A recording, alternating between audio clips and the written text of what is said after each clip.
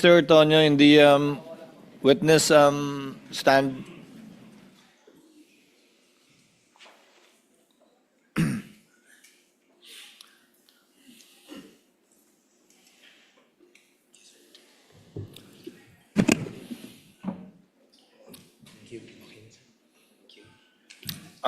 Ginoong Ortonio, patuloy po kayong tetestigo sa ilalim ng parehong sinumpaan ninyo kaninang umaga. Naunawaan niyo po yun? Yes, sir. Yes, Your Honor. Thank you very much. Nakakain na po kayo. Hindi pa po. Bakit di ka kumain? Later na lang po. May ganun. IF. Anyway, Attorney May, your witness. You may continue with your direct examination when you're ready. Your Honor, Likewise, sorry. Yes, Attorney Christine, you want to say Your Honor, something? please, yes. Just a quick manifestation, Your Yes, Attorney May. Honor.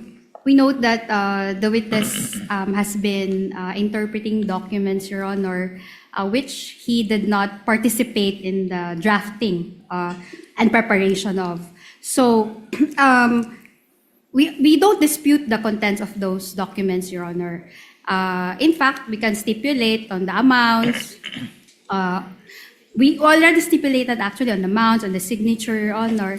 So may we inquire if that's the line of questioning that the counsel would follow? Because if the questioning would refer to the amounts, to the number of days, etc., just to abbreviate the proceedings, we can stipulate on those, Your Honor.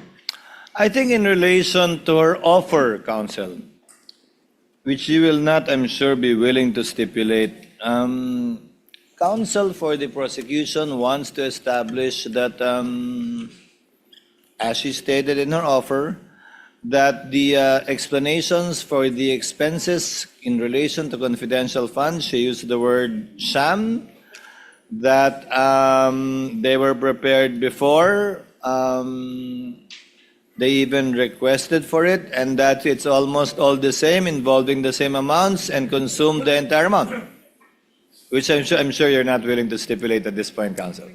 We're not going to stipulate on that, Your Honor. But Even if I were in your position, I won't.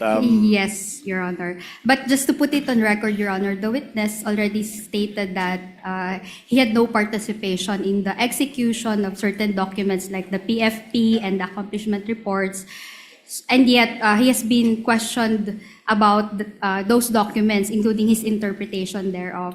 If I may- Your Honor, During the If I may lull, just, Your if I may, counsels, during the lull, some senator judges were also discussing and talking. I think most, if not all, Attorney May get the point that you have been trying to drive at in relation to the liquidation report, the PFP, with the exception of the disbursement voucher that Mr. Ortonio signed.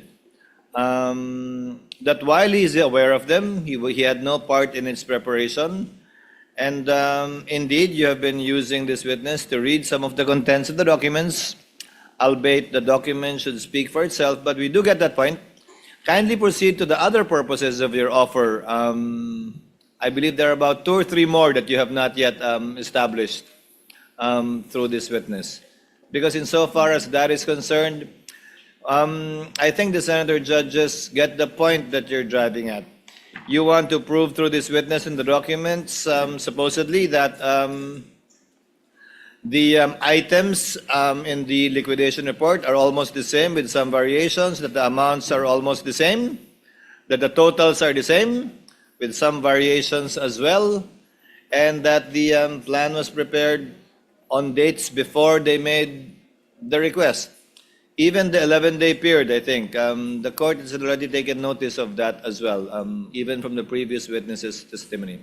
So kindly proceed, counsel, and you don't have to skip that part, but kindly abbreviate that part and move on to your other offers that you wish to establish through this witness. Your witness, Ms. Attorney May. Okay, thank you, Your Honor. Good afternoon again, Mr. Ortonio. Good afternoon, ma'am. Okay.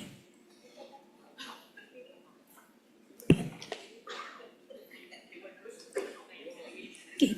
Earlier, you admitted that in 2022, your request for confidential funds was for 250 million, correct?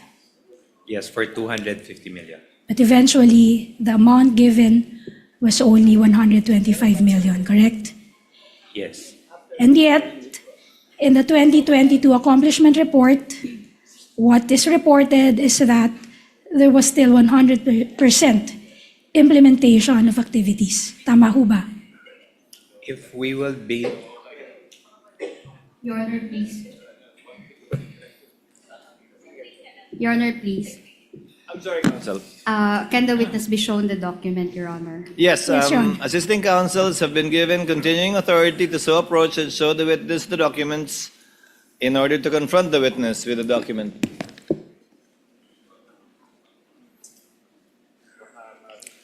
sorry again, ma'am, the question, ma'am. You reported in that accomplishment report for 2022, inulat nyo na 100% pa rin ang implementation ng projects. Tama ba? Based on the utilization that was submitted and prepared, ma'am, it indicated 100% implementation. Okay. Ibig sabihin, Mr. Ortonio, tama ba na there was full implementation of the project gamit ang kalahati ng budget na inyong hiningi? Tama ba? Sorry again, ma'am. There was still full implementation of the activities for half the budget that you requested. Ma'am, if based on the document, ma'am, 100% for the 125, ma'am. Okay. Okay. Sige. Punta na tayo ngayon, Mr. Ortonio, sa replies to the AOM. Ngayon, sumagot ka, ikaw mismo sumagot sa AOM number 2023-211 dated September 14, 2023. Tama ba? For September 14, 2023 and October 3, 3, 2023. Tama. Okay. Pero, you will confirm na yung mga AOMs na yon addressed kay Respondent Vice President, attention kay Ms. Acosta at Ms. Villa del Rey. Tama ba? That's correct, ma'am. In short, hindi naka-address sa'yo ang mga AOMs na sinagot mo. Tama ba? That's correct, ma'am. Noong hearing, noong November 25, 2024, sinabi mo na wala kang personal na kaalaman sa aktual na paggastos ng confidential funds ng OVP. Tama ba? Yes, ma'am. That's correct, ma'am. At sa pagkakaalam mo, alam din to ng Vice President. Tama ba? Wait, alam ng Vice President, ma'am, that I do not know of anything. Or that you do not have any personal participation, as you claim, doon sa paggastos ng confidential funds. Yes, ma'am. Gayunpaman, ikaw ang tinalaga ng Vice President na tumugon sa mga audit observation memoranda na bananggit mo. Tama ba? Yes, ma'am. For audit observations, ma'am, it's usually either the Assistant Chief of Staff or the Chief of Staff who Okay. responds on behalf of the agency. Okay. Regardless kung may kaalaman ang Chief of Staff at Assistant Chief of Staff, yan ang sinasabi mo. As representative of the organization, ma'am. Okay.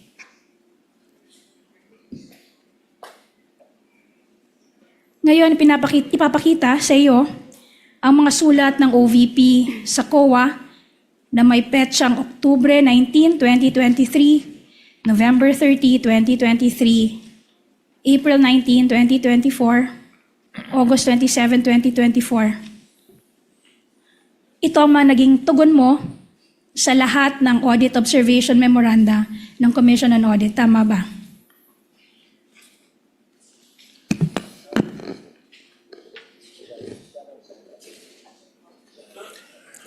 Yes, ma'am. Just note, ma'am, that for the 3 other documents, ma'am, I'm just one of the signatories, Yes. ma'am. Yes. But a signatory nonetheless. Yes. Okay. Ngayon, sa mga AOMs na inisyo ng COA sa liquidation ng OVP para sa lahat ng quarters na iyong sinagot, pinuna nito ang mga PFP na isinumite ng OVP dahil hindi nakasaad ang tiyak na confidential activity na paggagamitan ng confidential funds. Tama ba? Based on the AOM, ma'am. Yes. At sa inyo namang sulat to the COA, yung mga sulat na that you were confronted with, ipinagtanggol nyo itong PFP na ito. Tama ba? Yes. Sinabi nyo na, and I quote, there's no specific guideline on the details of confidential activities to be indicated. Yes, Okay. ma'am. Okay. Yes, ma'am. Based on the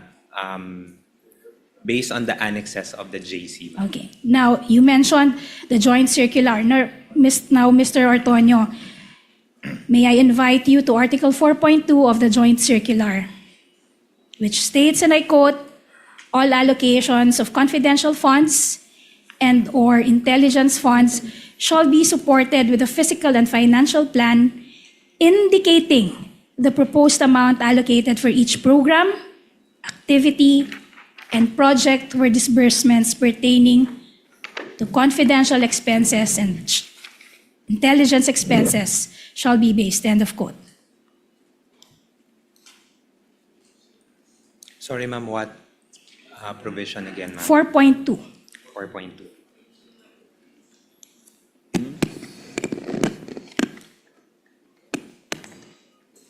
Okay, ma'am. Yes. At inaamin mo na, tulad ng pag-amin mo kanina, yung mga PFP na ito, na inyong sinumite, tanging ang isinasaad lamang ay yung mga umbrella programs, na good governance program and socio-economic delivery programs. Tama ba? Based on the documents that was prepared, ma'am, it Yes. only indicated the umbrella programs. Ngunit inamin nyo na rin nang ang dalawang ito ay mga pawang umbrella programs lamang at may kanya-kanyang individual programs sa ilalim nito. Tama ba? Ma'am, for the programs, ma'am, that was indicated, I can say, ma'am, that there are specific programs based on the regular funding. But as to the activity... That is not the question, Mr. Ortonio. Ang tinatanong ko lamang sa inyo, yung dalawang programs na to, yung umbrella programs nito, dahil sila ay umbrella programs lamang, meron tong mga particular programs under these umbrella programs. Correct? Ma'am, if we are talking about the regular budget, ma'am, yes, there are specific activities under those programs. And even, you would confirm, ikaw din ang nag-submit sa COA ng mga protective the intelligence operations reports. Tama ba? Again, ma'am, Protective intelligence operations reports or yung mga PIORs. Di ba? as the I am the designated liaison officer for the confidential funds, ma'am. And yes, I submitted documents, ma'am, in a sealed envelope, ma'am. Yes. When you say documents, those documents include the PIORs. Tama ba? Kasama doon. Sa sinabmit mo, yung mga PIORs. Tama ba? Yes, ma'am, in response as an attachment to the response to the AOM. In fact, and I would assume, binasa mo rin ito, mga PIORs na to, bago mo ito sinumite. Unfortunately, ma'am, I was not able to read the reports, ma'am, because these are sealed already, ma'am. I submitted the documents only, ma'am, to the COA. Okay. Tinanong mo rin ba, sinabi mo kanina, na nakikipag-coordinate ka kay La Chica, sa security officer at sa special disbursing officer. Tama ba? Yes, I Tinanong mo ba coordinated sa them. kanila kung ano ang nilalaman ng PIORs na ito? No, I did not anymore You did not. ask, ma'am. Okay.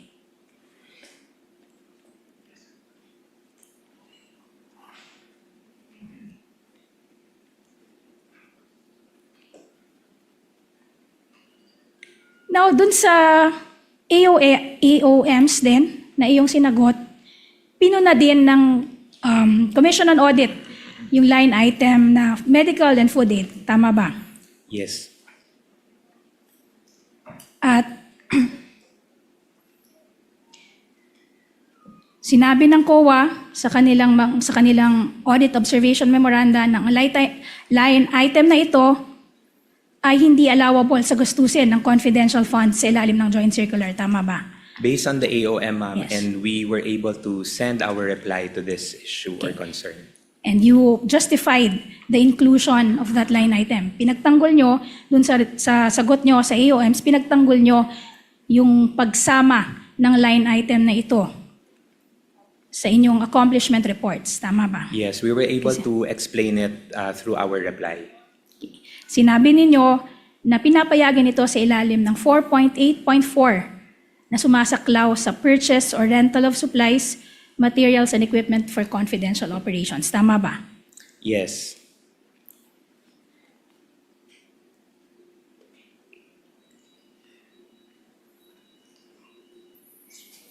And you will also confirm na itong pera, supposedly for the purchase of rentals of supplies, materials, and equipment for confidential operations, hindi kayo gumastos. Ibig sabihin, yung supposed supplies, materials, and equipment, hindi ang OVP ang bumili nito. Tama ba? Based on the information that was provided to me by the security officer, payments were made directly to the informants or the agents. And tama rin kukumpirmahin mo rin ba na wala kang nakita kahit anumang official receipt sa pagbili ng kahit alin dito sa mga tinutukoy na supplies na to. Unahin natin sa medicine. Wala kang nakitang kahit anong official receipt mula sa kahit alinmang drugstore, pharmacy, o supplier. Tama ba? I was not able to see, ma'am, any ORs. Okay. And you will also agree na sa pangkalahatan, ang pagbili ng gamot at pagkain ay ginagawa sa regular na proseso, pang-araw-araw. Ibig sabihin, bibili mula sa sources like drugstores, pharmacy, at ang bumibili naman ay i-issuehan ng karampatang official receipt. Tama ba? Sorry, ma'am. The question, so this is in parang Purchase. the usual Yes, purchase. the usual Yes, if it's purchase. for the usual purchase, yes, bibili ka and then you are given a receipt. At hindi mo na tinanong si Ms. Acosta at ang security officer na iyong nabanggit kung nasaan ang supposed official receipts bilang patunay na ito nga ay nabili, mga supplies na ito. Ma'am, the explanation that was provided to me, ma'am, was that binigay po ang pera directly doon sa mga informants and agents, and the informants and agents na po yung bumili ng mga medical and food supplies. So, it's the acknowledgement receipt, which is the proof of the release of the funds to the informants or the agents. In short, ang sinasabi mo, kahit si Ginang Acosta at ang Special Disbursing Officer, walang nahawakan kahit isa mang official receipt para sa supposed purchases na ito. Ma'am, as Yes. to the exactness, ma'am, no, kung meron ba silang nahawakan na official receipt, that I cannot provide an answer po. But at the end of the day, wala silang binigay sa'yo, pina-explain mo sila, pero wala pa rin silang binigay na official receipt. Kahit anong official receipt for any of these supposed purchases. Wala po silang nabigay na official receipts, ma'am, but there were acknowledgement receipts, ma'am, that were provided.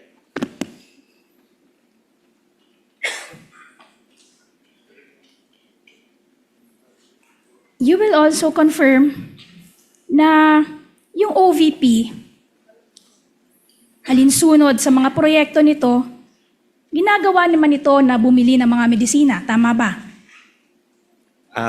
Yes, we do Yes. have our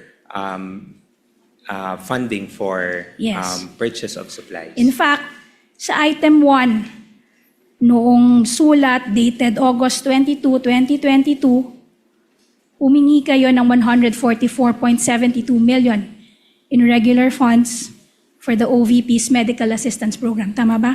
Yes, that's for the medical and burial assistance, ma'am, but that is Okay. for the regular activities of the office.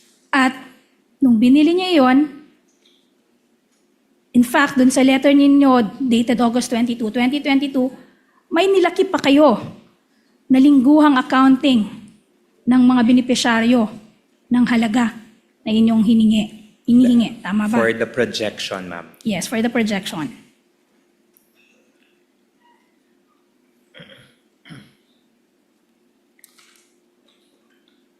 Yung letter nyo din, nung September 19, 2021, kahit yun, may nakalakip na transmittal na the submitted computation in forecasting which says, and I quote, the submitted computation in forecasting the requirement for medical assistance. Tama ba? Yes, ma'am. But again, ma'am, that is for the regular activities of the office, for the medical and burial program. Okay.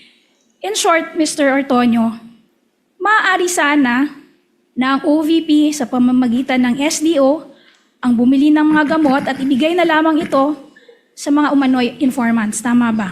Your Honor, please. Counsel? Speculative, Your Honor. Your Honor, just because the question is premised or couched as an if question doesn't mean it's automatically speculative.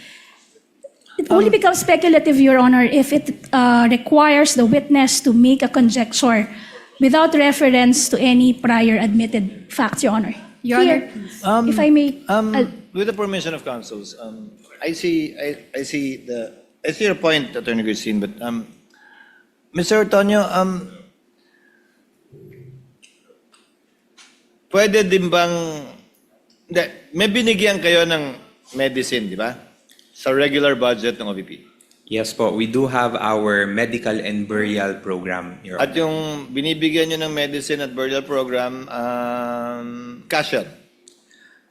What we do po at that time is that binibili po namin yung medicine sa partner pharmacies of the Okay. OVP, and then we release it to the clients who approach the office for medical assistance In the form of medicine na. in the form of medicine. So I presume itong binibili nyo gamit yung regular budget, may resibo to. Yes, sir. Ang ginamit nyo na pang food and medicines sa confidential fund, binigay nyo diretso sa recipient, and presumably sabi ng recipient, bibili ko ng pagkain to, bibili ko Yes. ng gamot to. Based on the information, Your Honor, provided by the security officer, that's how it was. Ganun yung procedure on how the medical and food aid So was walang done. resibo yan. Based on the information I gathered, sir, no official receipts was Nakalagay ba sa acknowledgement receipt kung for food or for medicine yon, o kayo na lang yung nagtali na ito food, ito medicine? Sir, unfortunately, sir, for the acknowledgement receipts, I was not able to see them personally, sir.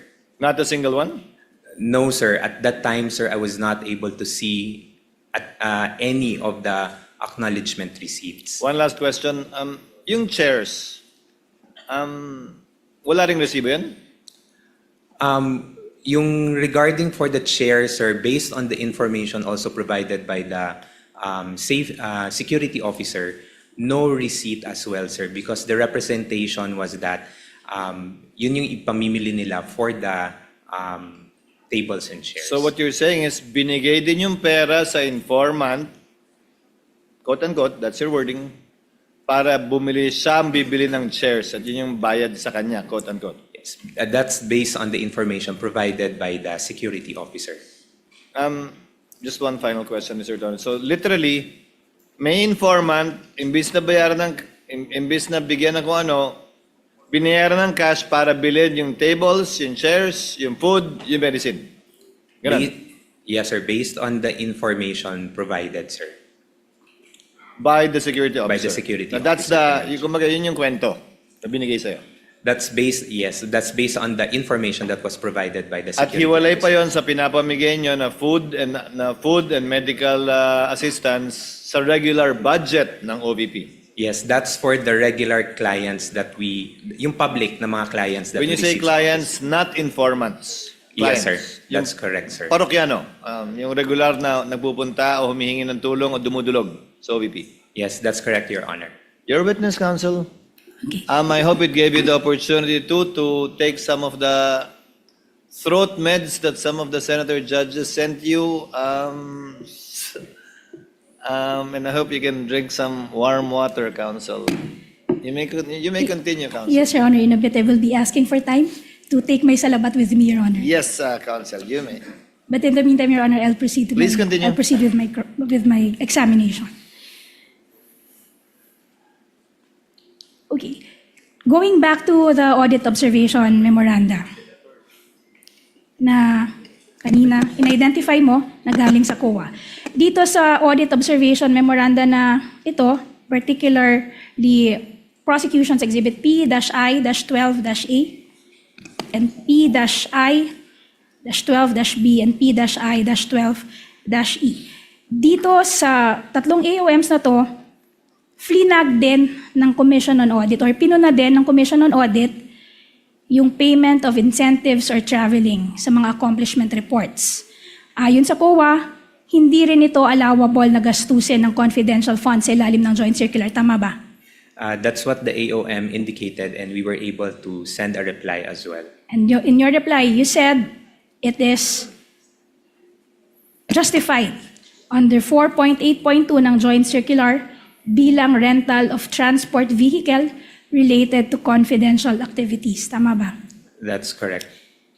Yung salitang incentives, you will admit and you will agree na hindi ito mag-a-appear sa Joint Circular. Ito ay sa inyong sariling piniling salita. Tama ba? Sorry again. The word incentive, hindi mo ito makikita sa Joint Circular. In fact, itong salita na to, kayo lang ang gumamit nito. Kumbaga, kayo ang pumili ng salitang ito na ilalagay sa accomplishment report. Based on the JC, that's not included po. Okay. And based on the JC, yung incentives, yung salitang incentives, hindi lumalabas sa kahit anumang enumeration ng item 4.8 ng mga allowable confidential expenses. Tama ba? Based on the JC, no, it does not appear. Ngayon, nang mapuna ito ng COA sa AOM for the third quarter of 2023, saka lamang naging transportation expenses ang mga halaga na supposedly nakaalat for the supposed incentives. Tama ba? Based on the report that was shown to me earlier, yes, but again, I would not have any idea on the preparation of the utilization report. Okay. In fact, sa sagot nyo sa AOM, you invoked 4.8.2, which refers to rental of transport vehicle. At sa inyo namang sagot, sa notice of suspension, ang in-invoke nyo naman, ginamit nyo ang salitang van rentals and tracking services, correct? Yes, that's correct. And what is more, sa sagot nyo sa notice of suspension, you confirmed, and I quote, the OVP did not make any payment for incentives, correct? Based And on of the course- reply that we provided, yes, we confirmed. Also, Mr. Otonio, you will confirm na in the course of your preparation, sa kurso ng pagpaprepare mo sa reply ng AOM na to, hanggang maging sa ngayon, wala kang nakita na kahit anong kontrata sa pagrenta ng sasakyan sa buong records ng OVP. Tama ba? I do not have any document po. Okay.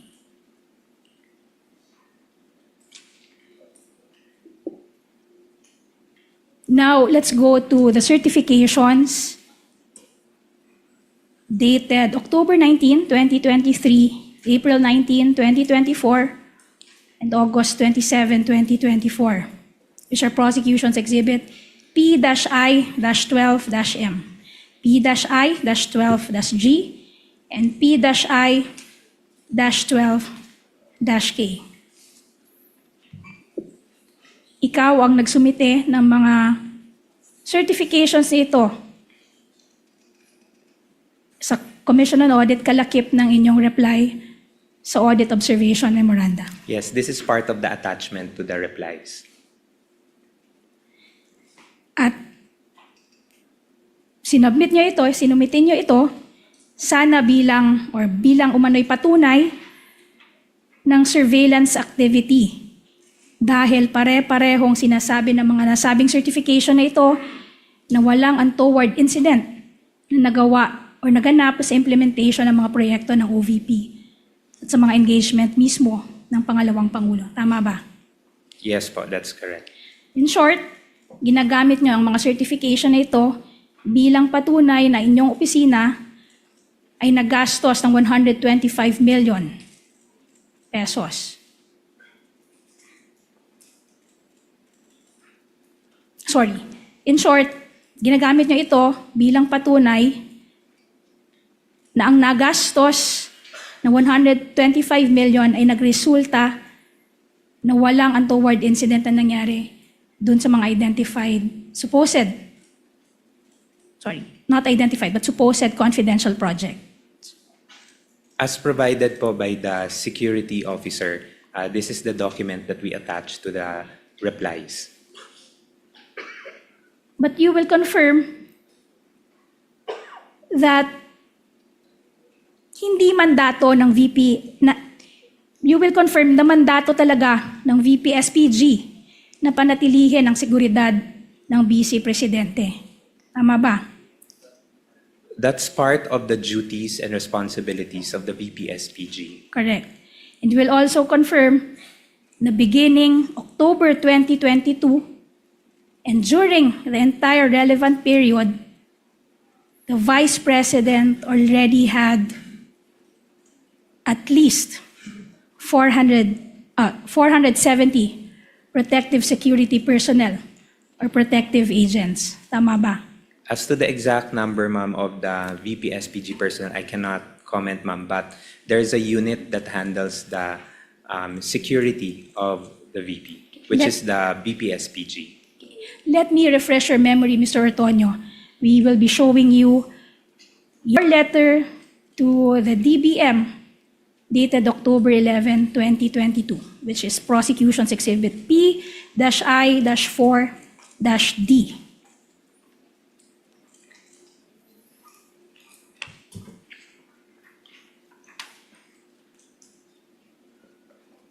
Yes, ma'am. Diyan sa letter na yan, humihingi kayo ng addition o ng augmentation para sa special duty allowance ng VP SPG dahil tumaas ang bilang ng security officers and security or protective agents ng Vice President. Tama ba?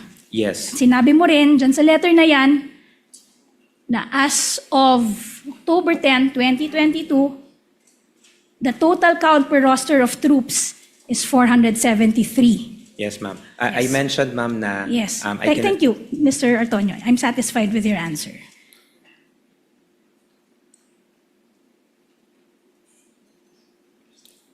You will also confirm na nung una, humigit kumulang 95 lamang ang security personnel ng OVP. Tama ba?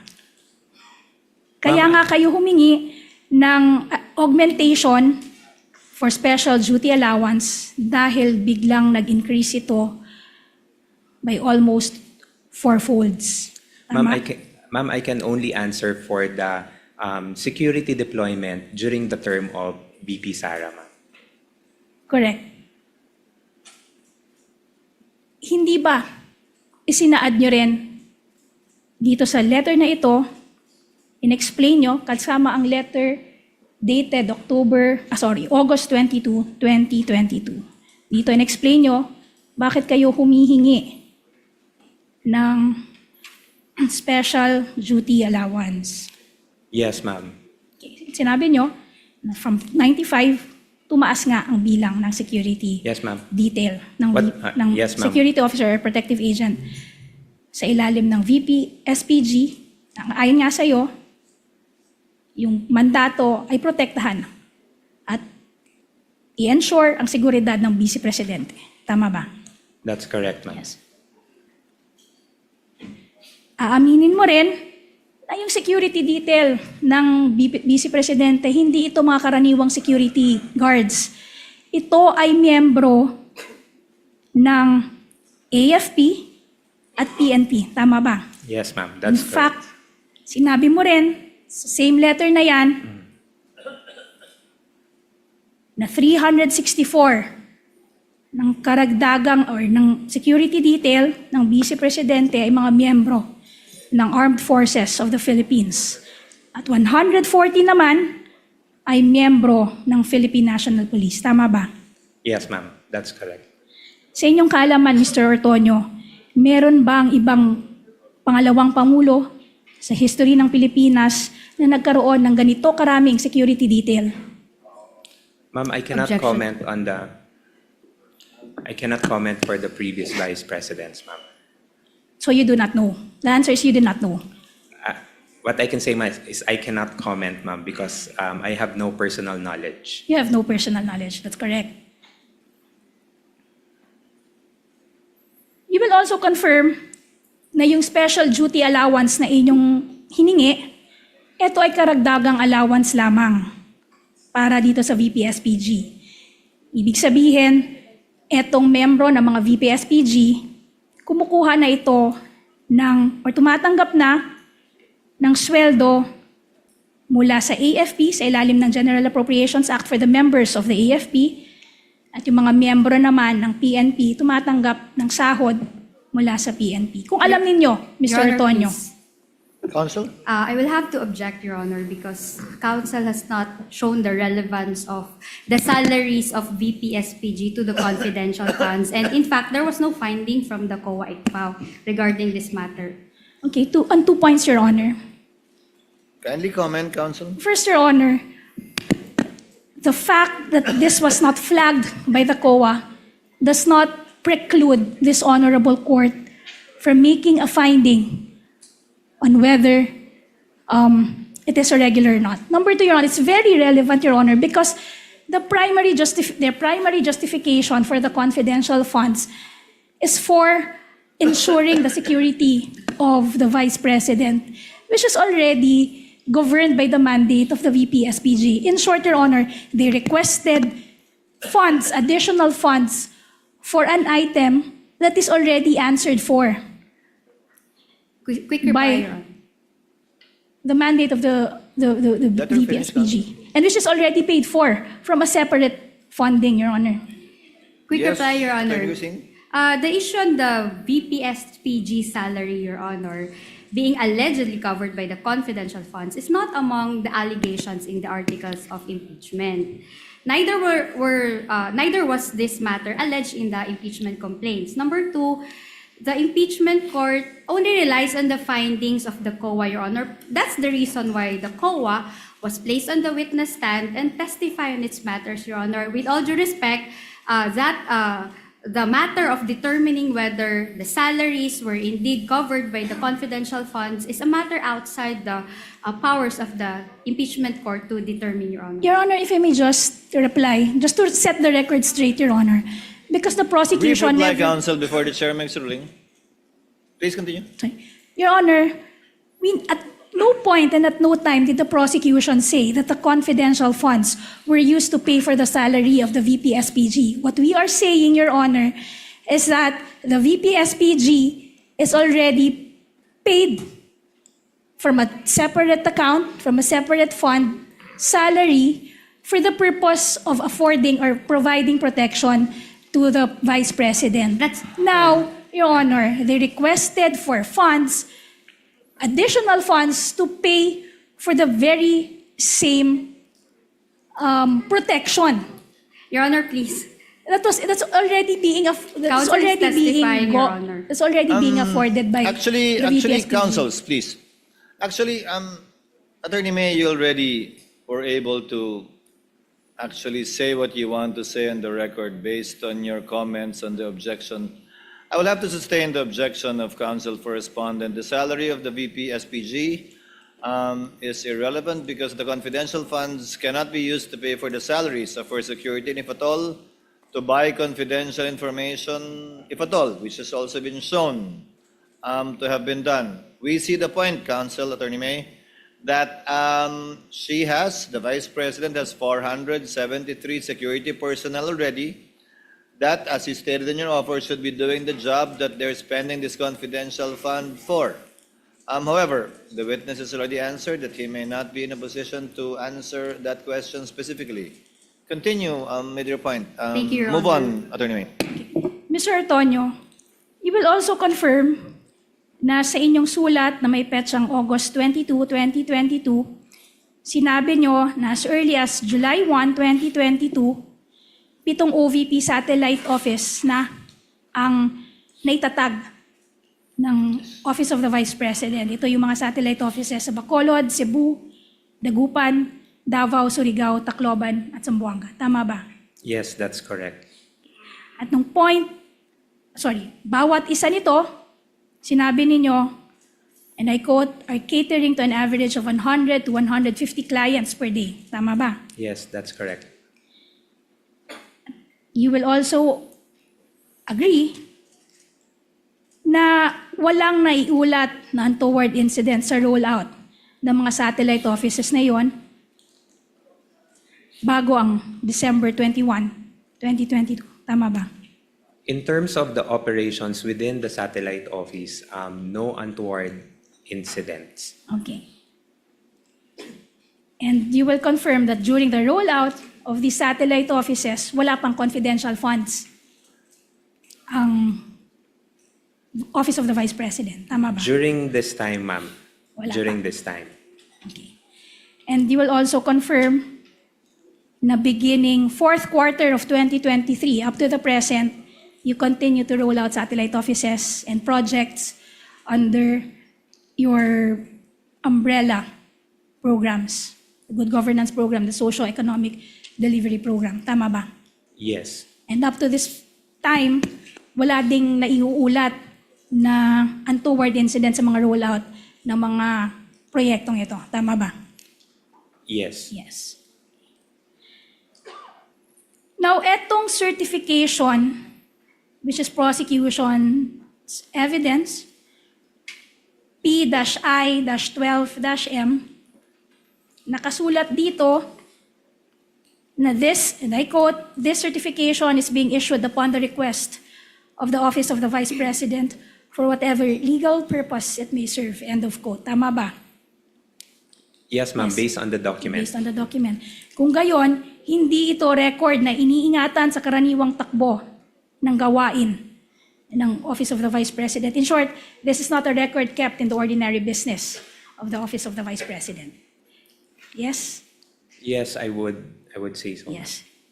The certification was only produced upon request. Tama ba? Based on that Ma'am, document. for this specific document, ma'am, I cannot say that it is upon request, ma'am. I cannot, based on my understanding, Even I if cannot it's- assume. Even if it is expressly stated in this document that this certification is being issued upon the request of the Office of the Vice President, hindi mo rin masasabi na issued to upon the request. Asked and answered, Your Honor. No, Your Honor, that's just a follow-up, Your Honor. Witness will answer. I cannot automatically assume, ma'am, na it is made because through a request, just merely because of a statement that indicates na based on a request. Okay, so ibig sabihin mo, maaring nagkamali lang yung explicit statement Your na to. Honor, please. No. Your Honor. What's the basis of the Misleading, objection? Your Honor. Maaaring nagkamali lang. How is it misleading? Or Your Honor? argumentative? Argumentative. Or argumentative, sustained. Okay. That's the witness answer, counsel. However unacceptable it may, or unacceptable it may be. Also, in those 4 certifications that you were earlier confronted with, wala ring nakasulat na amount, wala ring nakasulat na pangalan na pinagbigyan ng confidential funds, walang sinasabi kung saan ginastos basically yung confidential funds na pinapatunguhan dyan sa 4 na certifications na yan. Tama ba?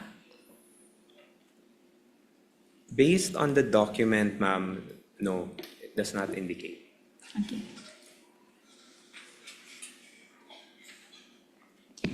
Also, Mr. Ortonio, can you please refer to Exhibit P-I-12-M? This is the first certification. Do you see that? Yes.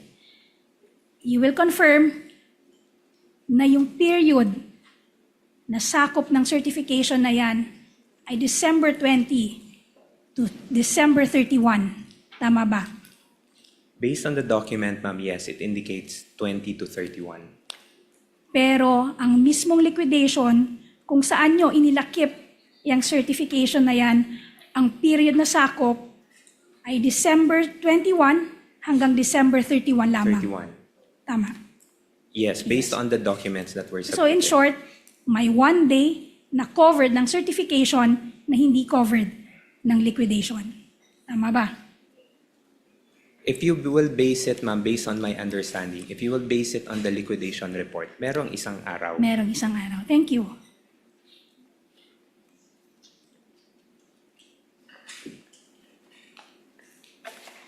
Your Honor, may I just have 1 minute, Your Honor, to Please, take a counsel, sip from take your my salabat, counsel. salabat ko.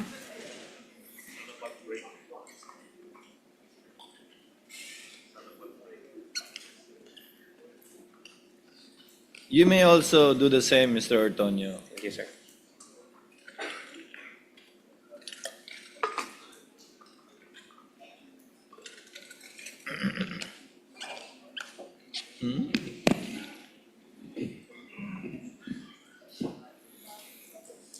Okay. May I proceed, Your Honor?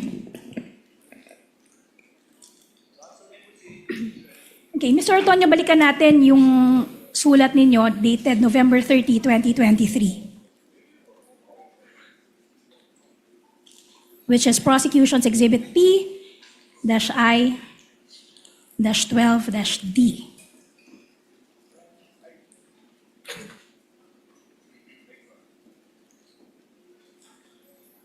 It's already there. It's already with you. P dash I-12-D.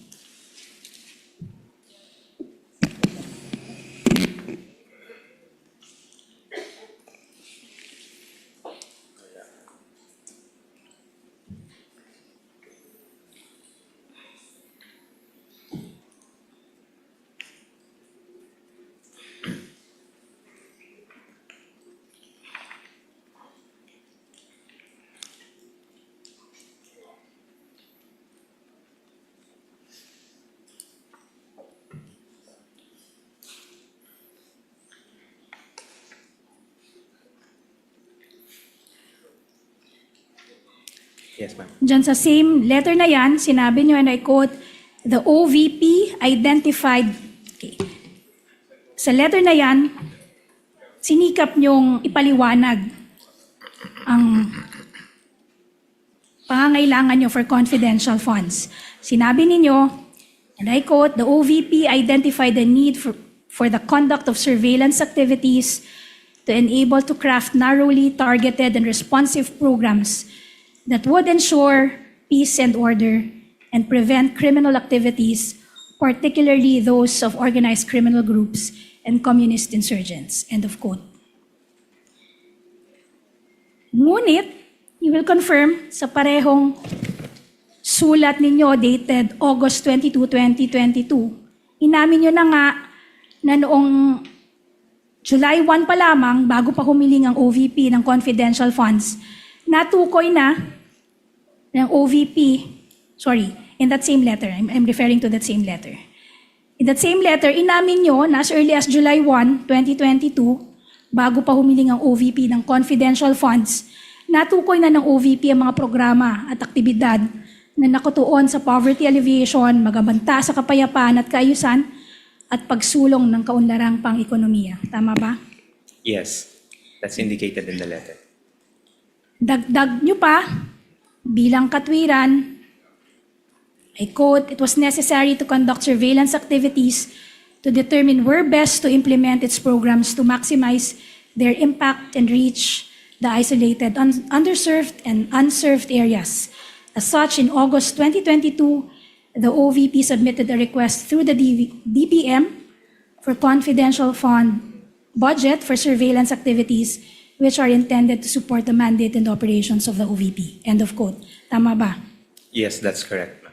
Subalit, yung sa balik tayo sa letter nyo dated August 22, 2022, which is Prosecution's Exhibit P-I-4-A, you will confirm na dun sa paliwanag nyo, sa paghingi nyo ng confidential funds, nowhere there, o wala kahit saan man dyan, lumalabas ang salitang surveillance. Tama ba?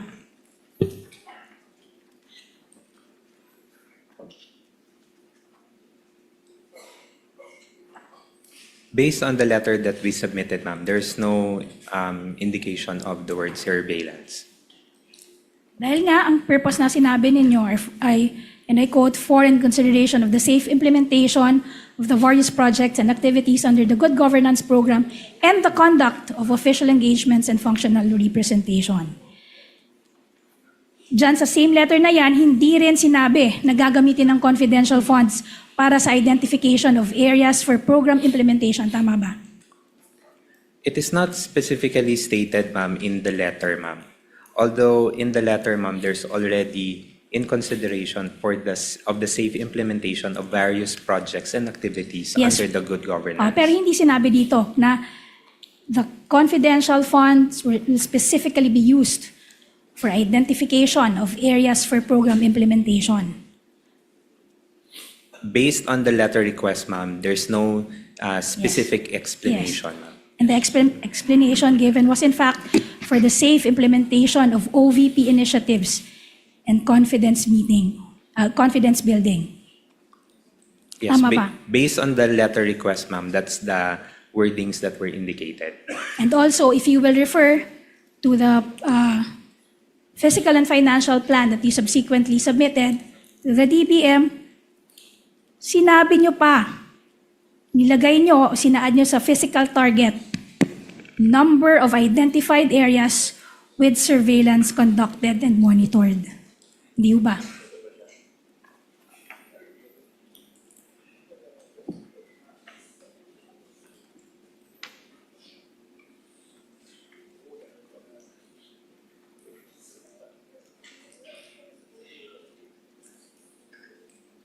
If we will base it in the document, Yes. ma'am, yes. So in short, kahit hindi nakalagay ang bilang, meron ng mga identified areas. May mga lugar nang natukoy dun sa physical and financial plan. Tama ba? Ma'am, I cannot directly answer, ma'am, if there were identified areas already when the PFP was crafted, ma'am. Okay. So punta na lang tayo ngayon sa August 22, dun sa dating August 22, 2022 letter. Na inamin mo nga, na as early as July 1, 2022, meron ng 7 satellite office na naitalaga. Sa Bacolod, Cebu, Dagupan, Davao, Surigao, Tacloban, Zamboanga. Tama ba? Yes, based on the letter that we submitted. Okay. And in that same letter, naglaki pa kayo ng Annex A na parehong sulat ng aktual na benepisyaryo ng medical assistance linggo-linggo mula unang linggo ng July 22 hanggang sa mga sumusunod na panahon. Tama ba? Yes, this is the projection that we submitted.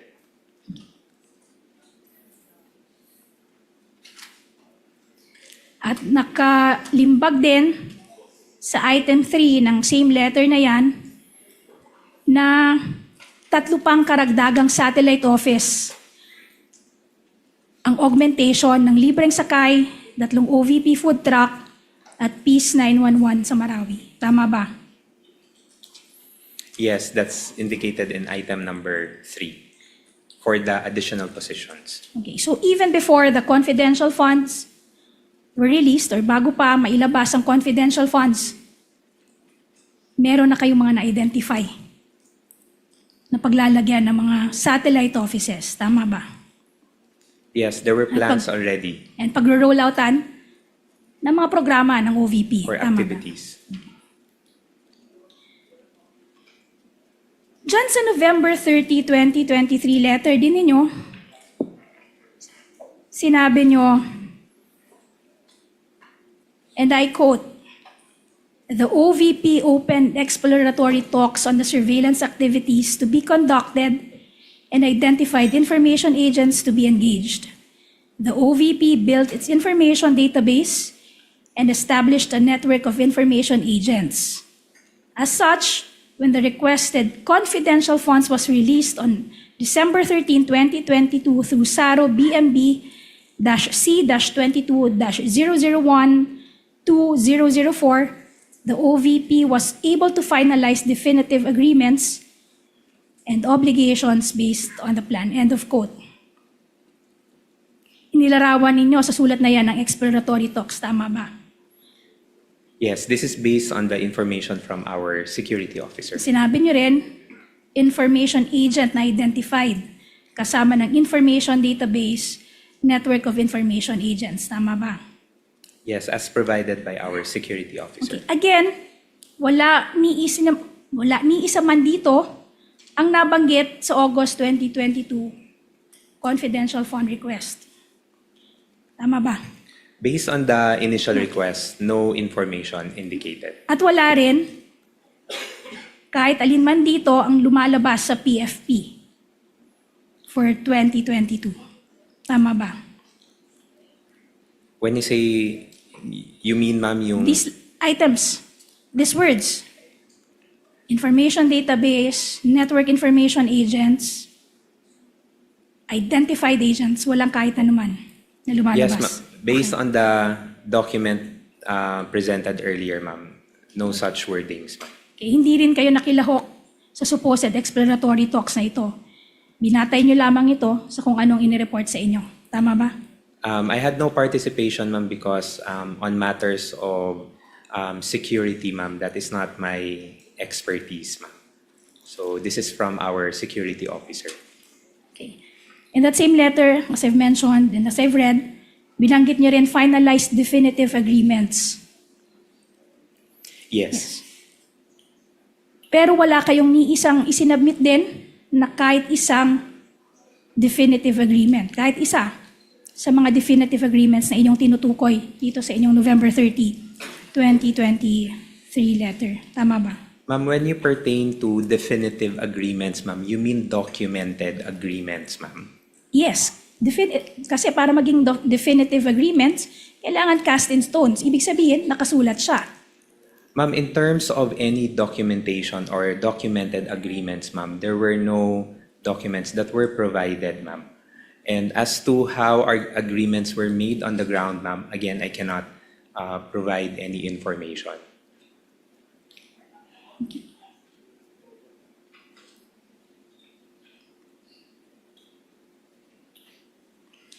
You will confirm that from the time the SARO was released on December 13 to the drawdown of the check noong December 20, 2022, itong araw lamang ang naglapse. Ang posisyon ba ng inyong opisina sa loob ng 7 araw na iyon na finalize ninyo ang definitive agreements sa supposed nationwide network ng mga ahente na inyong bidanggit sa inyong letter? Ma'am, as to how the agreements were finalized or made, ma'am, that I cannot provide an answer, ma'am, if those were done within the 7-day period. Okay. In that same letter, for the first time, you also denied that the 2022 confidential funds were spent in just 11 days.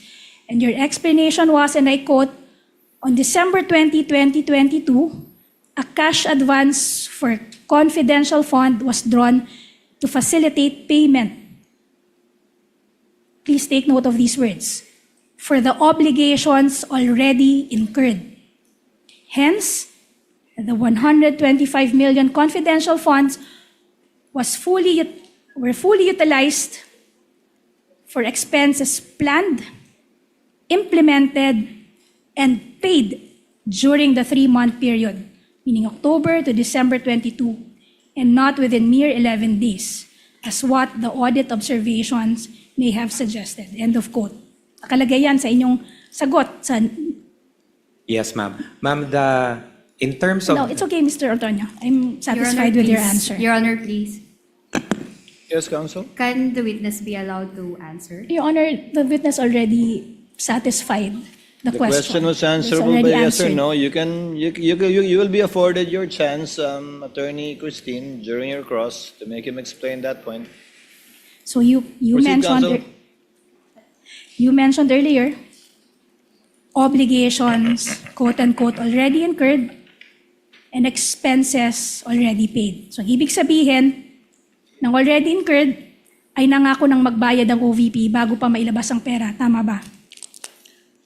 Ma'am, I cannot specifically say, ma'am, because arrangements made on the ground, ma'am, I have no personal knowledge on it.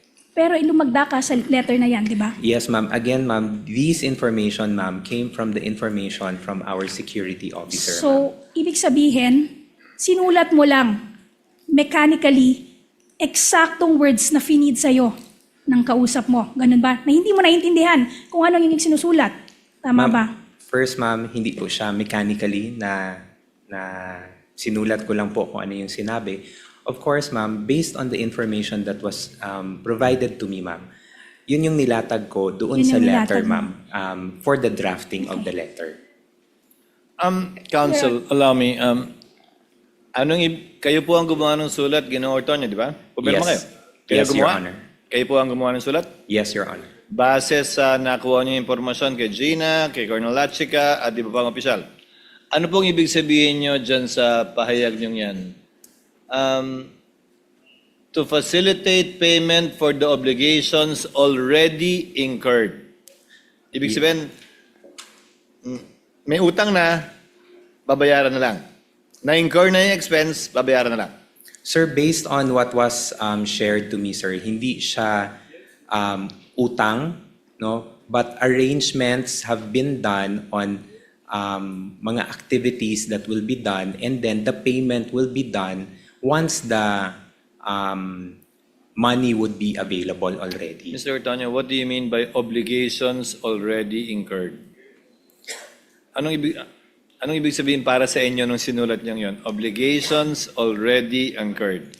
Sa Arrangements. simpleng salita, bayarin. Ano, sir, what I meant on this statement, sir, is that there are already arrangements that have been coordinated, sir, prior to the release of the funds. When you say arrangements nga, may pinangako ng bayaran, hindi pa lang nababayaran. Bayarin. Obligations already incurred. May obligasyon na. May pangako na bayaran. Yun ba yan? Sir, hindi siya pangako, sir, na bayaran, but meron na siyang mga, how do I explain it, sir? Parang meron ng arrangement, sir, that will be done, and then yung payment, sir, will be once available na siya. Sir, in the ordinary course of meaning, that's how you define obligations already incurred that you wrote? Yes, sir. Based on how I understand the information, sir, that's how I indicated it in the letter. That's his answer, Counsel. You may proceed. Okay, but you will confirm that on those 3 months referred to in your letter, October, November, and November, pati early parts ng December, wala pang allotment na maaaring pagbasihan ng OVP ng obligasyon ng confidential funds. Tama ba? There was Yes. no allotment as of yet. Yes. Kung gayon, wala ding certification of availability of funds na maaaring nailabas para sa mga obligasyon na yon. Tama ba? There was no document yet released. Okay. Alam nyo din, Mr. Tonyo, dahil sa tagal ng inyong paninilbihan bilang kawani ng gobyerno, alam ninyo na walang obligasyon ng gobyerno na maaaring pasukin na walang appropriation at katumbas na allotment. Tama ba? That's correct, ma'am. At alam din ninyo, base doon sa joint circular na iyong paulit-ulit na sinight sa mga letters ninyo, alam ninyo na ang cash advance ay dapat mauna sa gastos. Tama ba? That's correct, ma'am. Hindi ito maaaring legal na gamitin para i-reimburse o pantakip sa mga gastusing na gawa na. Tama ba? For reimbursements, ma'am, yes, Yes. that's indicated in the Yes. JC. Okay, thank you. Now, pumunta na tayo sa your reply to notice of suspension. Ikaw din sumagot sa reply. Ikaw din ang sumagot sa notice of suspension. Di ba? Yes, ma'am. I'm I'm one of the referring to signatories. the notice of suspension that I'm referring to is prosecution's exhibit P-I-13-A.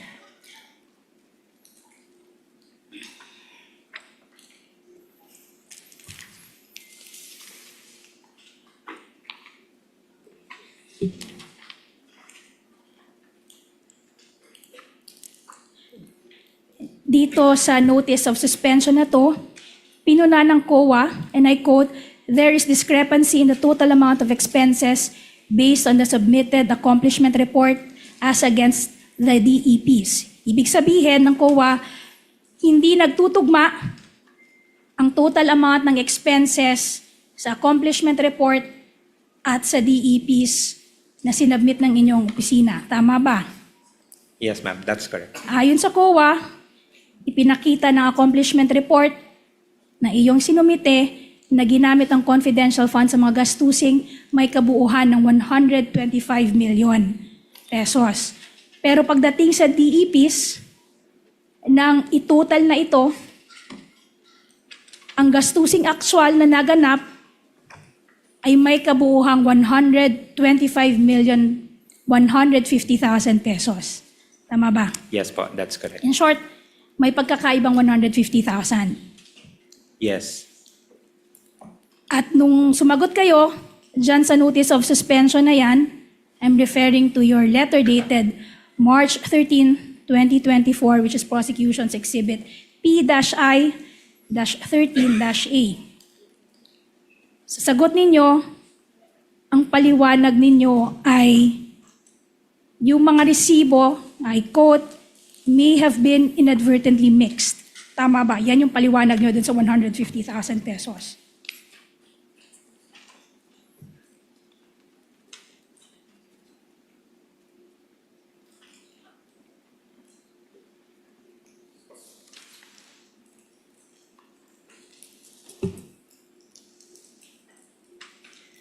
Yes, that's correct. Based on our reply. But 9 days later, sumulat ka ulit sa COA supplementing that earlier reply. Your supplemental reply is dated March 22, 2024, which is prosecution exhibit P-I-13-B. Now, dyan sa supplemental reply, ipinaliwanag niyong muli yung discrepancy ng 150,000. Ngayon, ang paliwanag ninyo, I quote, "The reconciliation shows that an amount of 50 pesos under payment of reward and an amount of 100,000 pesos under purchase of supplies were provided by Assistant Secretary Lemuel G. Ortonio out of his personal funds." Tama ba?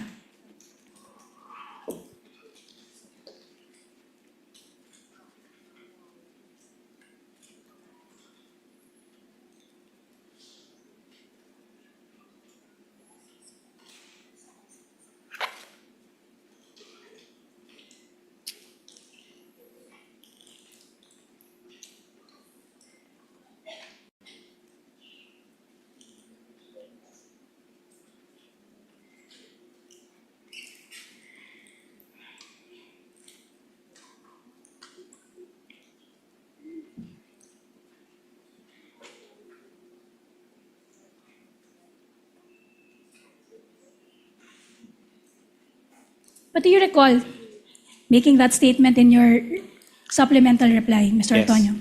Based on Yes. the Yes. information also flashed on the screen. Yes. Sa'yo galing yung 100. Ikaw yung Lemuel G. Ortonio, Assistant Secretary na pinapatunguhan. I mean, nire-refer dito sa sulat na ito. Tama ba? That's correct po. So alam mo rin, dahil ikaw ang nag-abot ng pera, alam mo rin kung kailan siya inabot. Kung kailan siya binigay. Tama ba? Yes?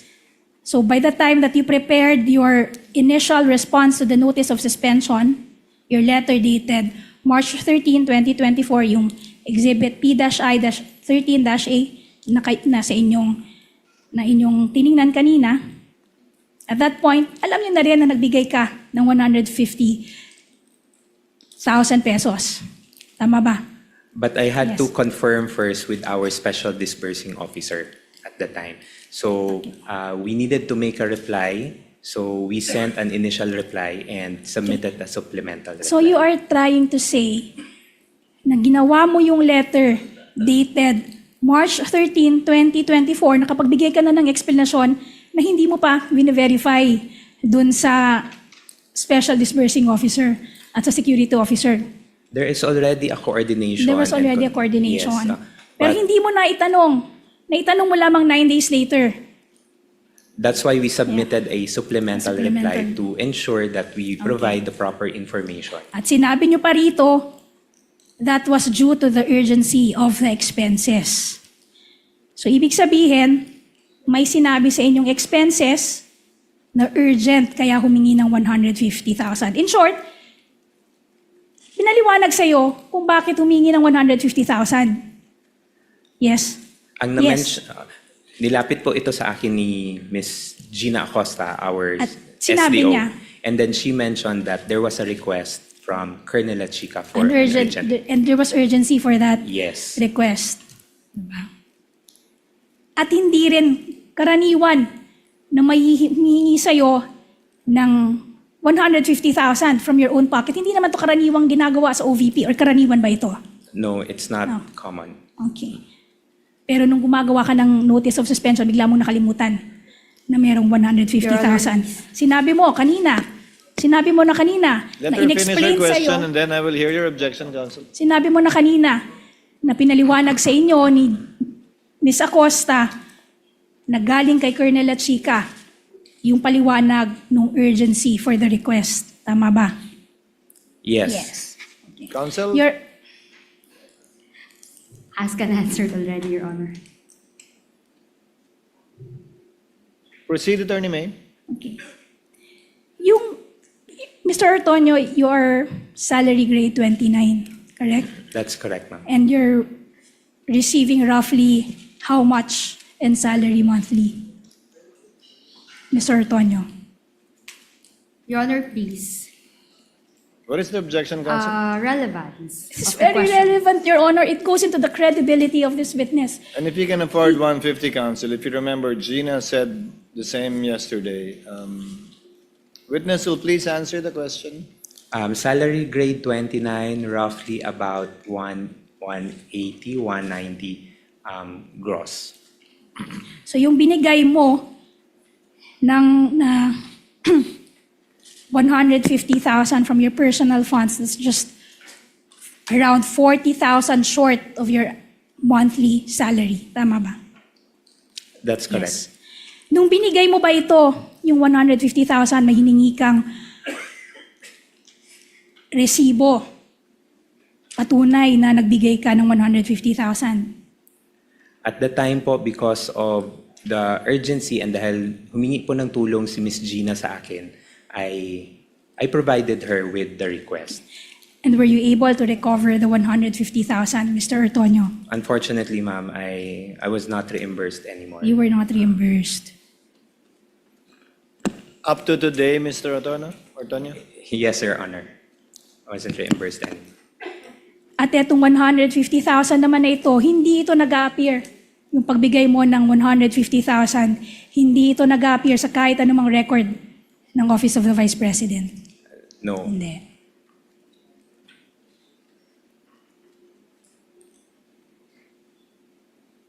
Now, pumunta na tayo sa purchase of supplies.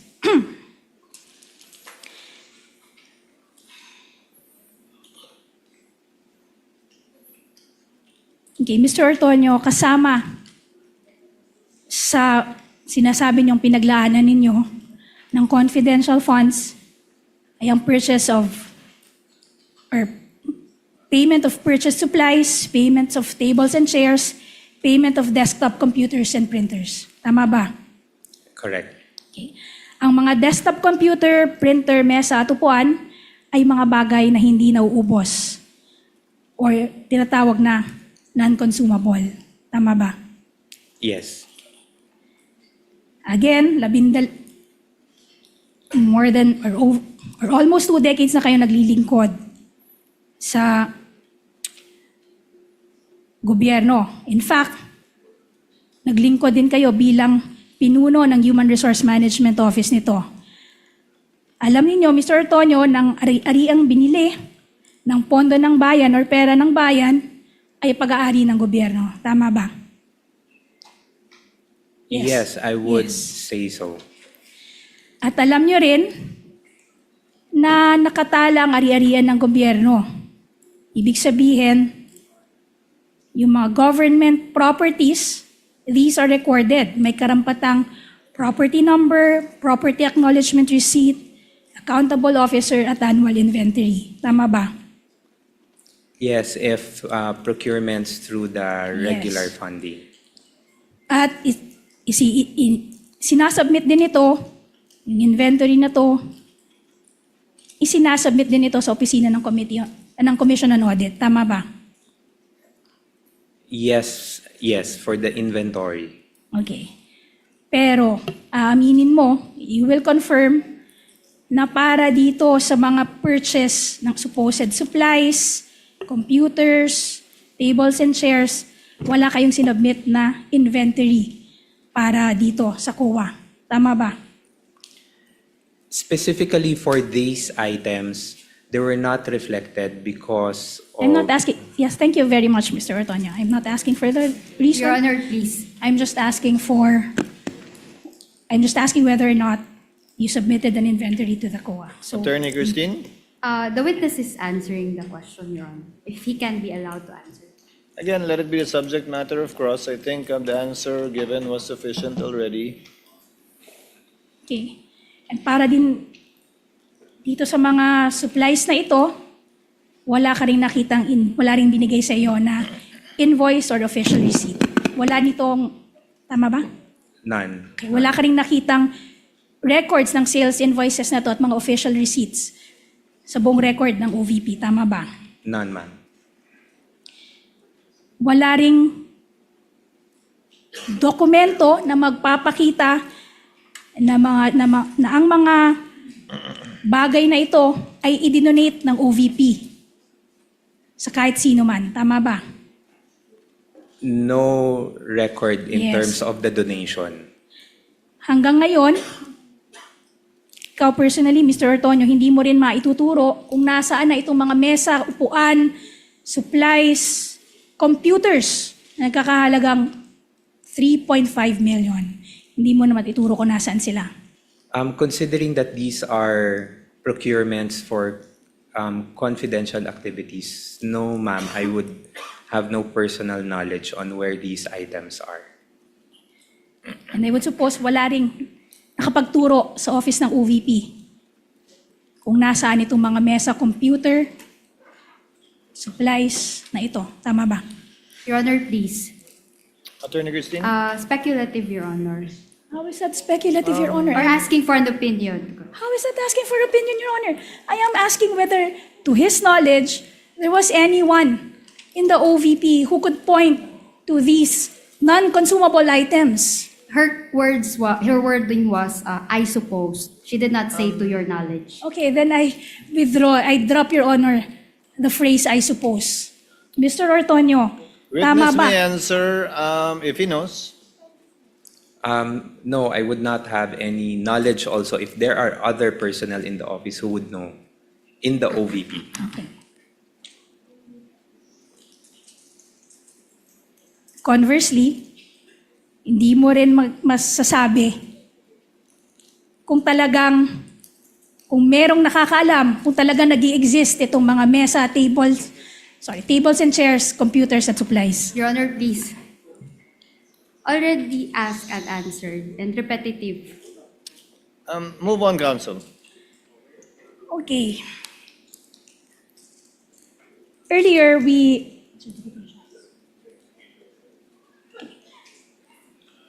Mr. Ortonio, we just parked one item, yung certifications that were attached to the liquidation reports.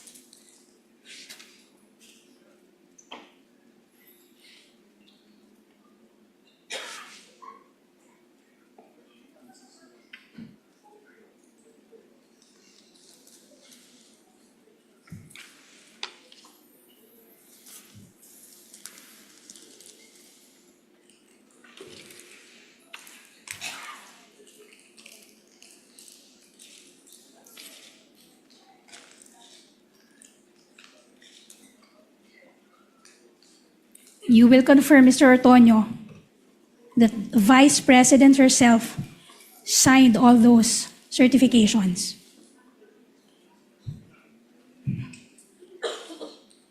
Yes, ma'am, based on the documents that were presented. By the way, Mr. Ortonio, earlier you mentioned that you submitted PIORs. Did you ask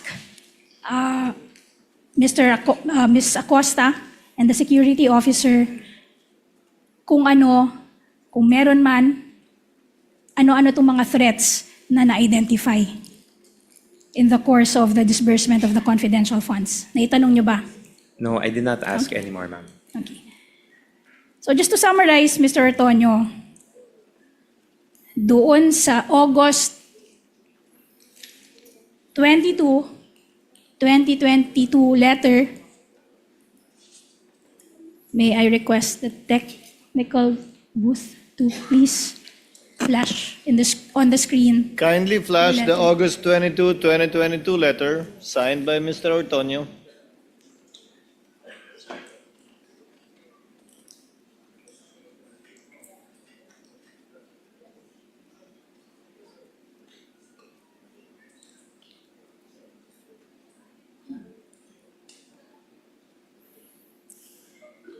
Just to summarize, in that letter, ang pinigay niyong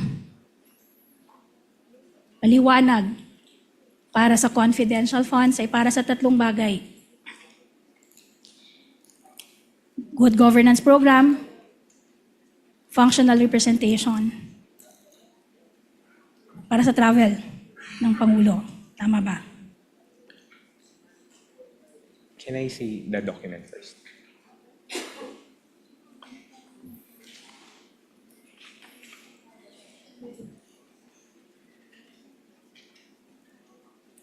Ma'am, I'll confirm on the good governance, but on what we indicated, ma'am, is on the conduct of official engagements Official and engagement. functional representation So three, in domestic and in international and domestic events. so three items, three projects, or three items. You have governance, good governance program, you have official engagements, and functional representation. Tama ba? That's basically two, ma'am. That's the implementation for good governance program and conduct of official engagements and functional Okay. representation. Thank you, Mr. Antonio. I stand corrected on that. So those two items. Pagdating sa PFP, ang justification for the 2022 PFP, ang justification was good governance program. Tama ba? Yes, based on the documents earlier. Okay. Sa 2023 naman, socio-economic delivery program. Asked and answered, Your Honor, earlier. I'm sorry, Counsel. What was the question, Attorney May? For this 2023 certification, Your Honor, the justification was socio-economic delivery program. Asked and answered. On the assumption that she's winding up, Attorney Christine, because she said Yes, Your she's Honor. summarizing the points that were the points that the witness had already answered to. I will allow it. Witness may answer. Yes, Mr. Antonio, do you want the question repeated? Yes, kindly repeat the question, ma'am.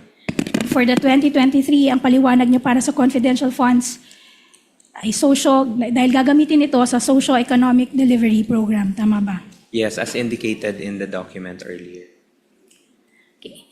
At sa mga certifications naman na isinumitin ninyo in response to the AOM,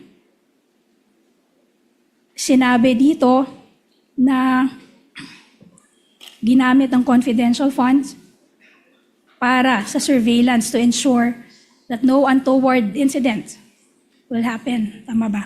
Yes, based on the document Based on earlier, the ma'am. document.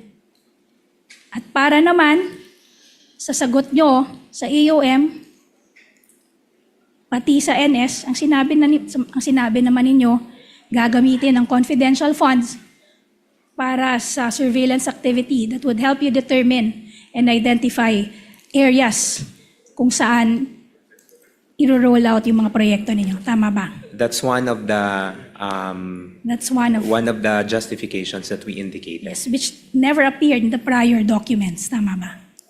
Yes. Yes. So in short, nagbigay kayo ng 4 na bersyon, 4 na rason para sa isang pondo. Tama ba? Your Honor, please. I was expecting something, Attorney Christine. Yes. Yeah, it's misleading, Your Honor. 4 na version and conclusion Hindi ba? of fact. Your Honor, if I may, Your Honor. I'll allow it, Attorney Christine. Thank you. The witness is intelligent enough to be able to identify that indeed some answers were different from the previous ones they gave. And just to set the record I'm just straight, not Your so Honor. sure if it's 4, but Just to set the record straight, Your Honor, I did not say 4. I mentioned 5. ang dinig ko nga 4 eh. Ang dinig Sorry. ko 4 eh. 4. Yes, So 4. I don't know the number of versions you have, but you do admit that several versions or explanations were given, not For the same for the funds. same expense. There were different justifications. Okay, different justifications for the same fund, for the same confidential fund. Tama ba? Can Yes. I clarify? Just say yes or no. There were four explanations. There were 4 explanations for the same fund. Yes. Yes. Yes. So in short, paiba, you will also agree with me na kapag paiba-iba ang rason, maaring nagsisinungaling lang or talaga namang ito ay isa lamang scam. Your Honor, please. You and I both know, Attorney May, I have to sustain whatever basis for the objection Attorney Christine may Yes, Your give. Honor. Move to strike the scam and nagsisinungaling. So stricken off the record. Last item, Your Honor. Yes, proceed, Attorney May. Okay, Mr. Antonio, kanina sinabi mo na si Vice President mismo ang humingi ng confidential fund sa simula pa lang. Siya ang humingi ng 250 million mula sa DBM. Tama ba? Yes. Siya rin ang nag-decide kung magkano amount ang ire-request. Tama ba? Ultimately, sa kanyang nanggaling ang desisyon. Tama ba? Yes. At pinirmahan niya rin ang approval para sa pag-release ng pondo. Tama ba? Through the disbursement vouchers. Tama ba? Yes. Yes. Pinirmahan niya rin ang mga liquidation reports at certification supporting the liquidation reports. Tama ba? Yes. Okay. In short, you will agree with me. This whole confidential funds matter, ang arkitekto at mastermind nito ay si Vice President Sara Your Honor, Duterte. please. Your Honor, please. Objection. Sustained. Counsel. Mastermind. Move to strike, Your Honor, the Your Honor, statement. may we request, Your Honor, that it remain on record? May I request you likewise Move to strike, Your Honor. I will have to strike it off, Counsel. Kindly replace it with words that are more acceptable, such as that everything was approved by and with the consent of or with the full knowledge of. It's up to you. I don't want to put words in your mouth. Mr. Antonio, she was the architect. Yung confidential funds na to, Objection, Your Honor. kung paano ito i-disperse at gagamitin, i-utilize, Objection. siya ang architect ng buong ito. I will have to sustain the objection again, Counsel. Allow me. Mr. Tonyo, lahat ng nangyayari at ginawa kaugnay ng confidential fund mula sa paghingi nito sa DBM, sa paggastos, kung paano ito ginastos, paano ito niliquidate, kasabay na yung mga sagot na binigay kaugnay sa OEM, Notice of Suspension at Notice of Disallowance. Lahat ito ay alam, nasa ilalim ng supervision, pinahintulutan at inotorisa ng ikalawang Pangulo. Wait. Gusto mo isa-isa ko? Can you repeat, Your Honor? Lahat ng bagay kaugnay sa confidential fund mula sa pag-request, sa pag-release, sa pag-encash, sa paggastos, sa pag-liquidate, sa pagsagot sa mga AUM, Notice of Suspension at Notice of Disallowance, ay una, nalalaman ng ikalawang Pangulo. Pangalawa, inotorisa niya base sa mga pirma niya sa iba't ibang dokumento. At pangatlo, ay nasa ilalim ng kanyang supervision bilang head of agency. Would that be an accurate statement, or tell me if it's not? Based on my understanding, sir, and based on what I know, sir, yes, the vice president knows about the confidential activities and how it is being implemented. I'll pursue it further. May ginawa ka ba na hindi alam o inauthorize ni Vice President Sara kaugnay sa confidential funds kasabay na yung pagsagot mo sa mga AUM Notice of Suspension of Disallowance? None, Your Honor. Lahat alam niya at inauthorize niya. Yes, Your Honor. Sa pagkakaalam mo, may ginawa ba si Gina o si Colonel Lachica kaugnay ng confidential funds mula sa disbursement, mula sa withdrawal, disbursement at liquidation na hindi nalalaman o inautorisa ng ikalawang Pangulo, if you know? As to Miss Gina and Colonel Lachica, Your Honor, I would have no personal knowledge on it. Okay. Your Any Honor, final that- questions, Attorney May? That would be all for direct, Your Honor. Your Honor, please. Yes, Attorney Christine, rather. Before we release the witness and adjourn, Your Honor, there is a consensus, Your Honor, that we will ask the court, the respondent would like to ask the court to remind the prosecution, Your Honor, not to use inappropriate words, Your Honor, like scam, mastermind, nagsisinungaling. This is the third time, Your Honor, that we have heard those words, specifically the word scam. And this is a solemn proceeding. This is a court of law. This is a court of procedure, and actually a court of decorum. And we are not supposed to make insinuations, accusations, or conclusions, Your Honor. So we request the court to kindly remind the prosecution.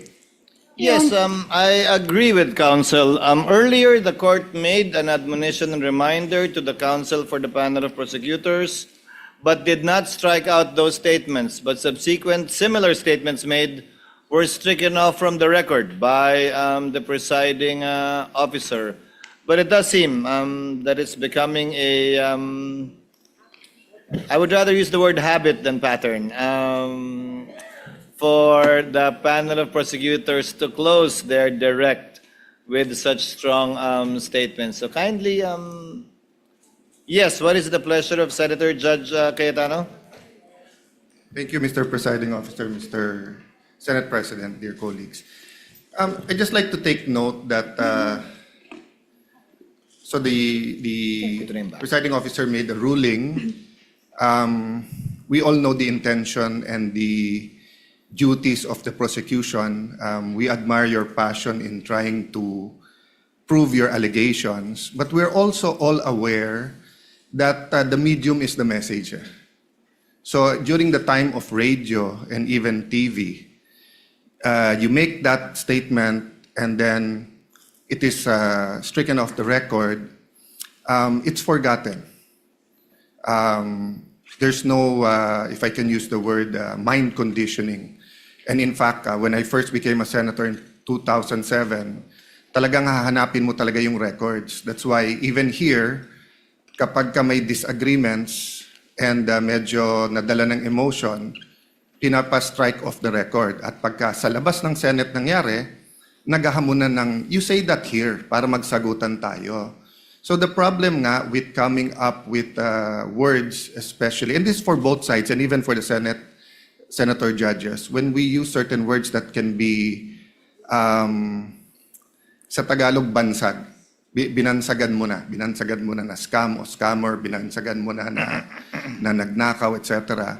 So personally, I don't mind if you use words that is already in your pleadings or in your articles of impeachment. But of course, it still should come from the witness unless you can frame it in a way that it's not only the dignity of the court. I'm just saying, let's all be aware that when we say it, even if we say withdrawn or even, both sides, kahit sabihin mo withdrawn na to, kahit sabihin mong nice try, etc.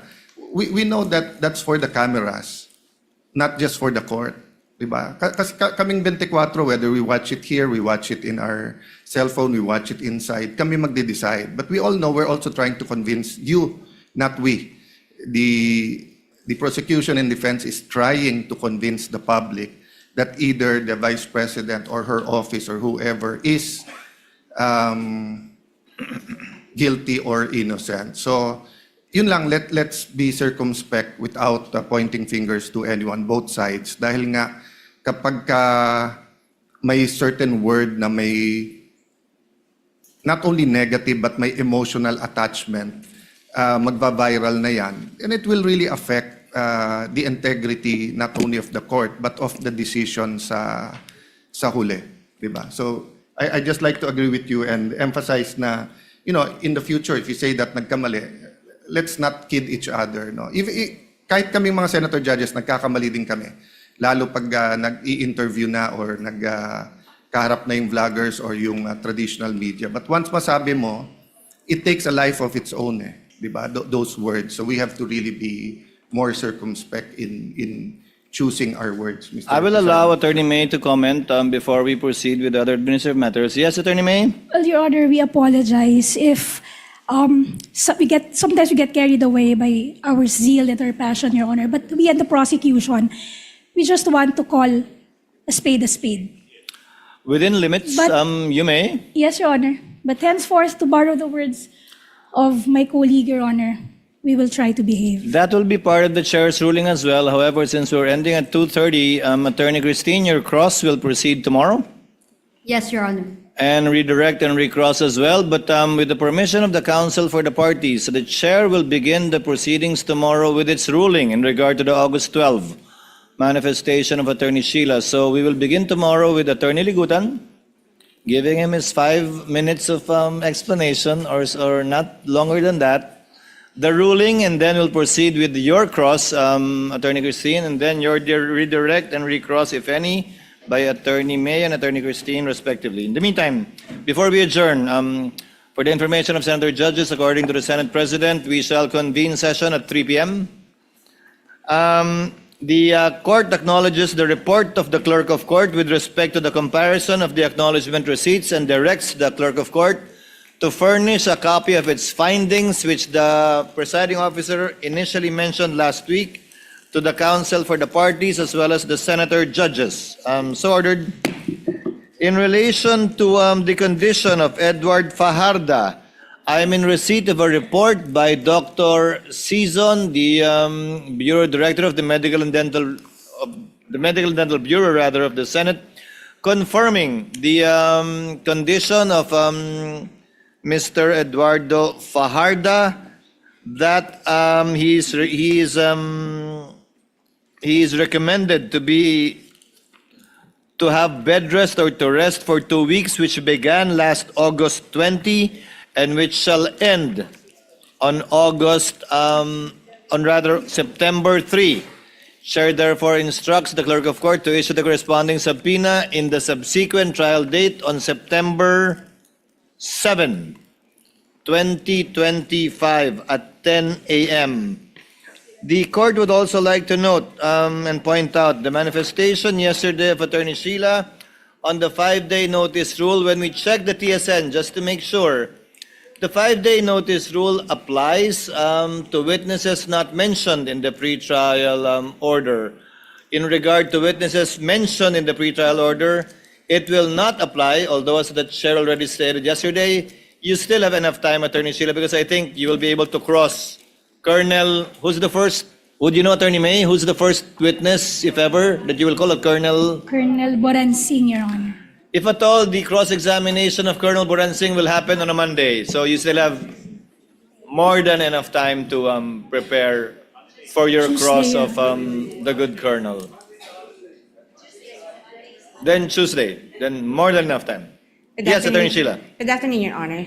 Good afternoon, ma'am. Your Honor, I would just like to return to the presiding officer's statement on the application of the 5-day ruling or schedule for the disclosure of the witness. If I may just be clarified, because as far as I recall, this 5-day ruling was a product of the proposal and counter-proposal between the prosecution and defense during the pretrial stage. In fact, when the prosecution submitted its proposal, its written proposal, the initial proposal by the prosecution was only for a 3-day prior period to disclose the witnesses. But we counter-proposed that parties be allowed at least 5 days, so that each party may be given ample time to prepare for the examination of the witnesses. And so I'm partly confused, Your Honor, as to the statement that the 5-day rule only applies as to the witnesses who were not disclosed in the pretrial order. When we checked, counsel, that was the ruling on the chair. In fact, twice. In fact, however, having said that, this situation is unique, as pointed out by the lead prosecutor yesterday, because their intended witness is unavailable because of an ailment, and that they had to fill in with a new witness who is in the pretrial order. And given the amount of time being spent on the witnesses and the interjection of judges, in any case, you will still have your 5 days, in fact, more than 5 days, Attorney Sheila, for this witness. Yes, and Your- the presiding officer will be conscious of the fact that as much as possible, the witnesses for the following week should be announced by the lead prosecutor on a Wednesday the week before, Okay. to afford ample time for both sides to prepare, even when it comes, when your time comes, Attorney Sheila, to Yes, present your Honor. evidence in I chief. understand, Your Honor, but if I may just be allowed also to explain Yes, ma'am. further my concern. My concern is that if this is the new rule moving forward, that it would seem to me that there would be no more period or prior period to be observed in relation to the disclosure of witnesses for the following days or hearing dates, then that would be a concern, not only for the defense, but also for the prosecution when the time comes for the defense to present its witnesses. And so, and also, I recall that at the start of this trial, the court made it clear that, as the presiding officer had said, the parties must disclose their intended witnesses for the next week at the end of the hearing Yes. scheduled for the week prior. And so, even if I do not want to dispute what the presiding officer had said regarding the TSN or the records about this ruling, but just so parties are guided, may we now ask if the 5-day prior rule will still govern the proceeding moving forward? As a Your Honor? rule, subsequent witnesses for the following week should be announced in open court the Wednesday of the previous week. Okay, So Your kung Honor. sino man po yung mga testigo, sa darating na linggo, Lunes hanggang Martes, Miyerkules, dapat sabihin na sa huling araw ng paglilitis ng linggo bago yung susunod na linggo. Maliban na lang, ulitin ko, kapag may pagkakataon tulad ngayon, na medyo kakaiba naman, para hindi masayang yung oras at panahon ng husgado, kakaintay sa testigong hindi maganda ang karamdaman. So as a rule, counsel, yes, and we will make sure to afford time. And if you cannot, if you need more time, the court will be lenient in order to provide adequate time to prepare and fairness for both parties, not only the counsel for respondent. All right, Your Your Honor, Honor, we please. submit with that clarification. Thank you. Your Yes, Honor, Just for purposes Honorable of Listro? clarity, Your Honor. Yes, Honorable Lisa? Because we acknowledge that we are still adopting and maintaining the 5 days. certain number of days required before the hearing for the succeeding week. But I understand the concern of Attorney Sheila from 5 days. Perhaps we can place it on record to change the 5-day notice rule to 4-day notice rule. That is to be consistent with Wednesday, Your Honor, as the submission of the witnesses for the succeeding week. It's the same, counsel. Wednesday, Monday would be the 5th day, so that's still 5 days. It's not necessarily 5 days prior.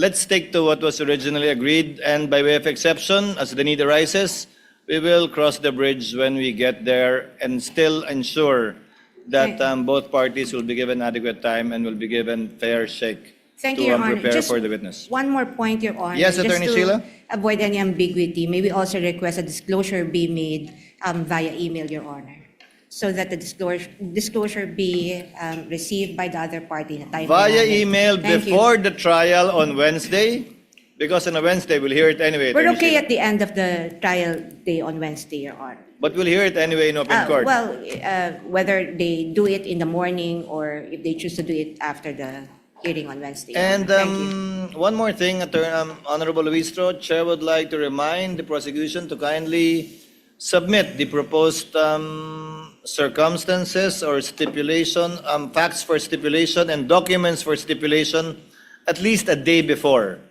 the witness is set to be presented, so that the counsel for respondent will have ample time to review, study it, and hopefully shorten the proceedings by stipulating to it. Same ruling applies to the counsel for respondents when their time comes to present their evidence in chief. We know the We instructions, Your submit, Honor. Your Honor. Thank you.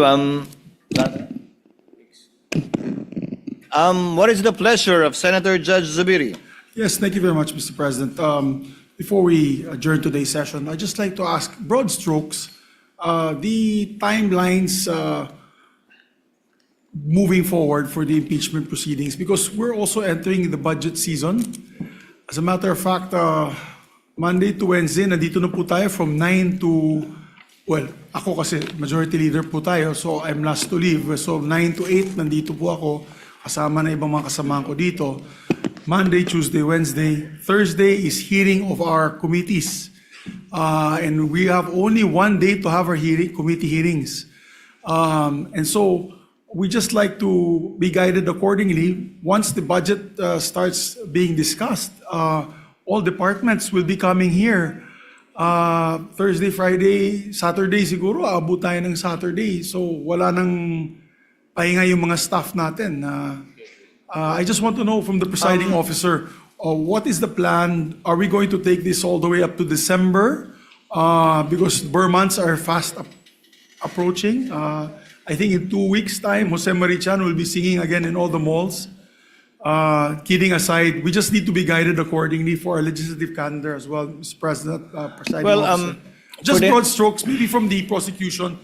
Do we know, are we going to finish this before the December break? Because we want to know if we're going to continue all the way till February on this topic, so that in the legislative calendar, we can also make adjustments. Meron po tayong legislative calendar that we approve both houses. So at least kami, also, if there's an impeachment calendar, then we can be guided accordingly, because the chairman of the Committee on Finance is heavily stressed out. Every time I see him, he doesn't know how we're going to have the hearings all together, Mr. President, Mr. Presiding Officer. Just some queries, administrative queries, so that we can move forward and make both the impeachment calendar and the legislative calendar work for these two proceedings, which is basically the impeachment and legislation, Mr. President. To respond to Senator Judge Zubiri, in broad strokes, the presiding officer is optimistic and hopeful that we will complete these proceedings before the end of the year.